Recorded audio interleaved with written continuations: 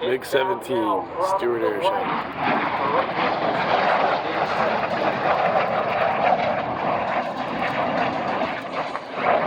In a top secret program, dubbed that a MAB drill, the program aimed to learn and exploit the weaknesses of this most capable foreign jet fighter.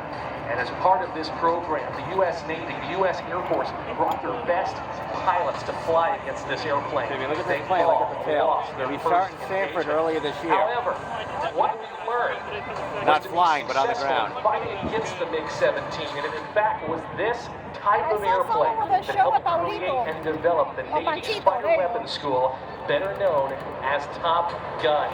Inbound now from the left at some 350 miles an hour. Here's the MiG-17.